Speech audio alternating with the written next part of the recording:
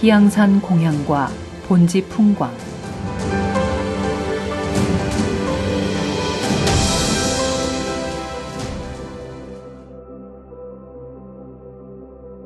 불도는 초조인 석가부처님의 삶과 해탈법이 정석이다.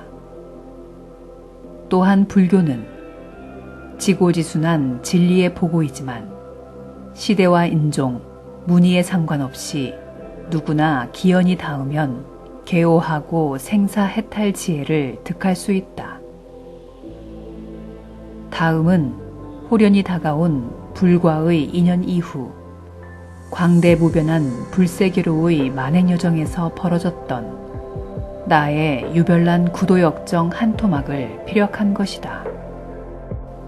92년 3월 8시간의 경계 마지막 현실 세계인 유의법계로의 귀히 첫 장면에 등장한 불타의 미소로 내 삶은 송두리째 불도에 올인되었다. 단 한순간도 멈출 수 없는 심신의 행로는 카톨릭이었던 당시 내 종교와는 무관하게 오로지 불세계로만 내달렸었다. 전대미문의 희유한 경계 체험으로 불성이 활화산처럼 용솟음 쳤으나 칠통 같은 전생 습기는 쉬 사라지지 않았다. 오감이 작동하고 생각을 일으킬 때마다 들숨 날숨 사이의 찰나가 억겁의 기나긴 고통이기에 결코 마음을 흩뜨릴 수 없는 절대 고독의 선상에서 비추어 볼 정명경을 찾는 길없는 길로의 조유천하가 일상이었다. 이 글은 1994년 4월 초순경 문경 희양산 모 사찰에서 있었던 점심 공양에 얽힌 사소한 사건이 오도된 불도의 경종을 울리는 단초가 되었지만 불가는 아직 오밤중이다. 공양 사건이 일어난 후 서울 한복판에서의 목탁 참상이 전국에 생중계되는 등 이유는 제각각이지만 한동안 불문이 요동을 쳤었다. 그해 이른봄 한 승려와 만행차 들른 이 사찰은 제가자 출입을 통제하는 출가자 전용 참선 수행 도량이었다. 경남 창원에서 눈길을 헤치며 심산유곡을 가다 보니 점심시간을 넘겨 사찰에 도착하게 되었다. 법당 참배를 마치고 계단에서 공양간이 어디 있나 두리번거리는데 때마침 마당을 가로지르는 승려에게 나와 일행이었던 비구승이 점심 공양 좀 하자고 말을 건넸다. 사찰에서 점심 한 끼는 길손을 위한 관행이기에 공양간이 어디라고 눈짓만 해주어도 될 일을 두 중이 눈 내리는 절 마당 한가운데서 말다툼을 하였다. 마치 산적같이 생긴 중은 거만스럽게 뒷짐을 지고 스님은 어디 문중이고 은사가 누구며 왜 처사랑 여기 들어왔느냐는 등 시종일관 시비분별이었다. 참 사람답게 살려고 삭발여미로 중노릇하는 본부는 어디 팔아먹었는지 언사가 저작거리 시정잡배 뺨칠 정도였다. 눈발이 휘날리는 심신산골의 차가운 날씨도 그렇고 허기가 지는데 중들이 하는 짓거리에 기어이 분통이 터졌다.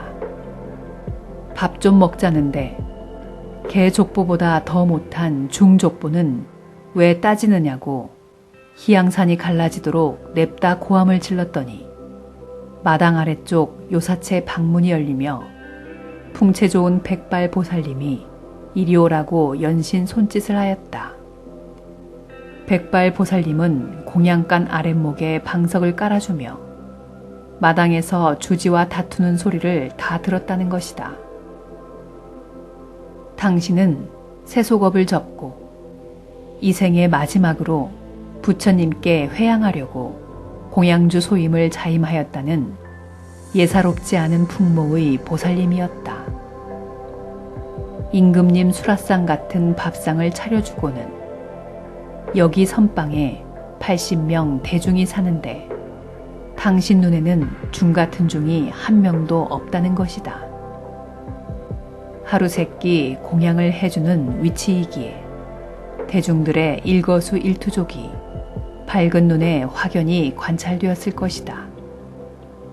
참 사람의 길을 깨쳐 알지 못한 사바 중생은 배우고 경험한 것을 자기로 알지만 그것은 표면의식일 뿐 밝은 눈에는 속성이 다 드러나기 마련이다.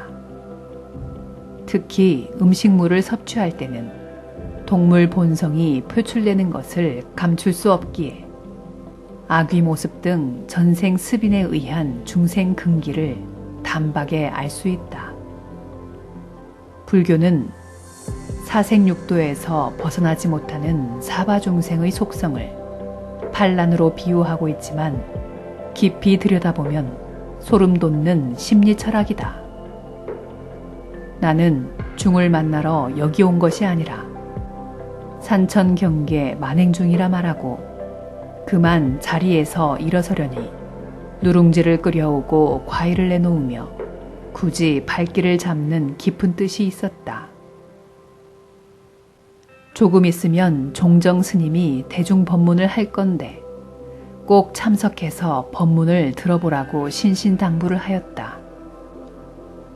나는 그때까지 종정 스님이 뭐며 법문에 대해서도 전혀 아는 바가 없는 천둥 벌거숭이었다.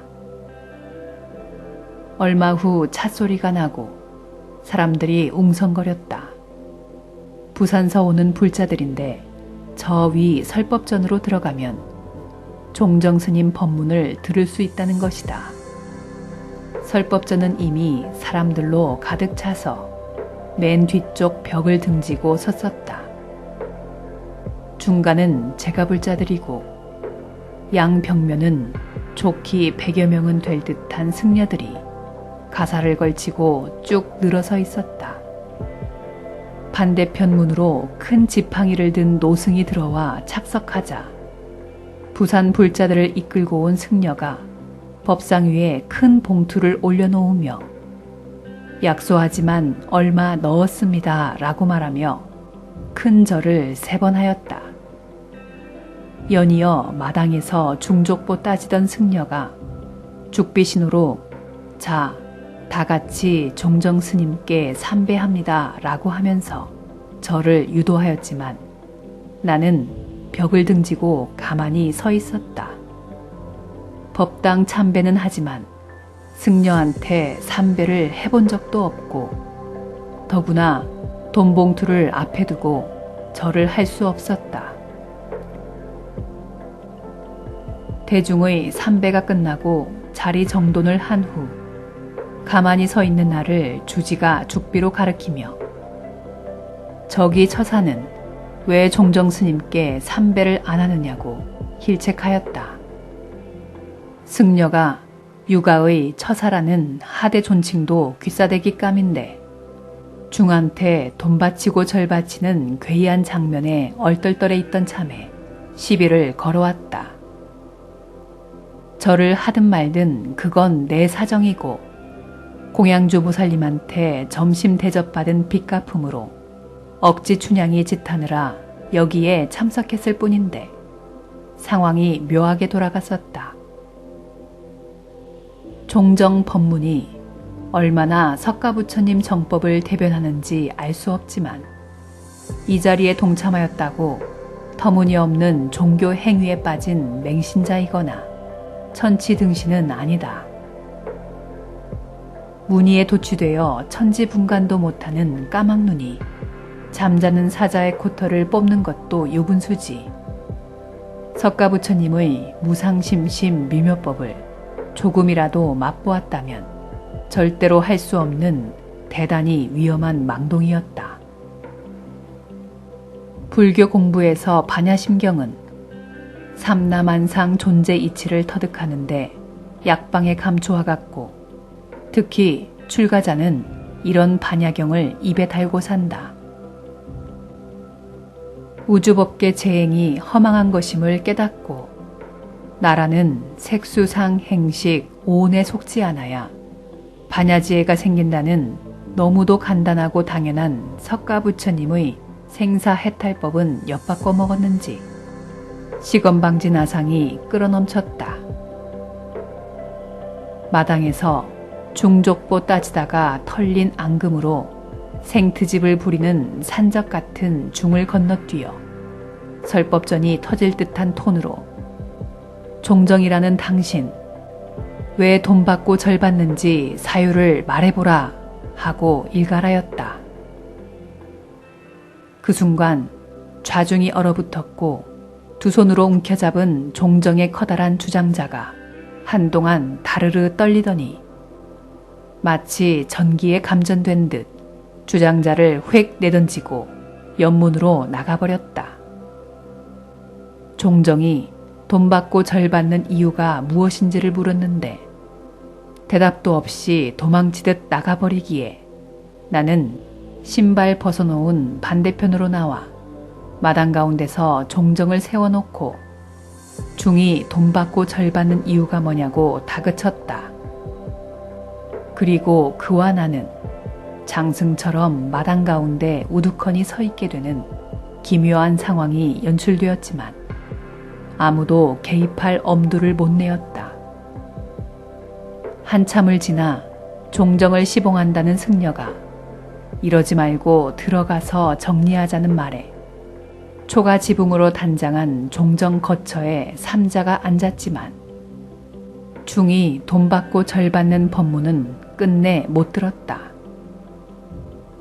이런 상황을 목격한 이 사찰 원로들이 나를 해오자인지 점검하겠다고 청을 넣기에 헛소리 걷어치우게 하고 따뜻한 객사에서 머물다 송별을 받고 그날 저녁 희양산을 떠났다. 태백산 각화사에서 며칠을 정진하고 동해안을 거쳐 장원 자택에 도착한 즈음에 종정 스님이 갑자기 사임하였다는 소식을 뉴스로 접하였다. 종정에게 돈 받고 절 받는 법문을 요청한 날로부터 딱 7일 만이었다. 공양주 보살님이야, 당신의 눈에 비추이는 말법 증후군에 대한 안타까움 때문에 내가 가공되지 않은 원석임을 알아보고 엉터리 불교가 제도되기를 바랐던 것이겠지만 그로 말미암아 후폭풍은 거세였다. 석가부처님의 정법과는 천리말리 어긋난 불도에 취한 주장자의 소멸로 서울 한복판에서 목탁 참상이 벌어지고 나와 탁마하던 태백산 선승이 내 만류에도 그 사찰 회주로 옹립되어 탁발로 대중을 거두다가 도중하차하는 등 우여곡절이 많았다. 한 끼 공양 문제로 촉발된 본지 풍광에 오염된 풍토가 뒤집어졌지만 뿌리 깊은 까막눈 세상은 여전하고 불타에 정법을 꽃피울 불종자로의 씨앗가리는 아직도 요원하다.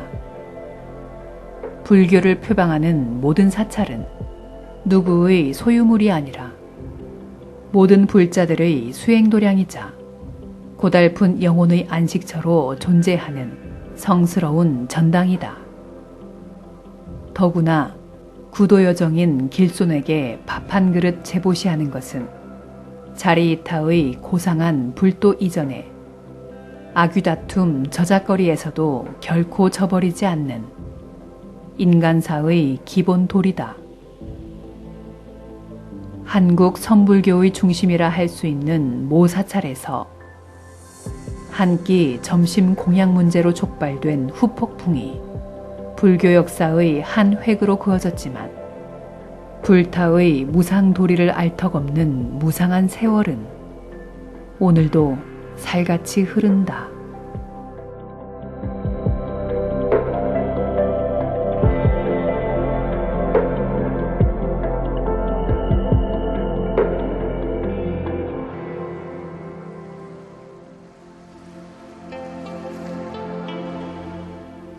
월광. 태풍에 울던 해운대. 오늘은 저리도 고운 월광 불러 은빛 바다를 수놓고 밤을 잊은 갈매기 모래섬으로 울어앉아 씻은 고요를 예찬하면 동백섬의 기대인 상념 비조되어 대양을 가르고 금빛 허공을 짓는다.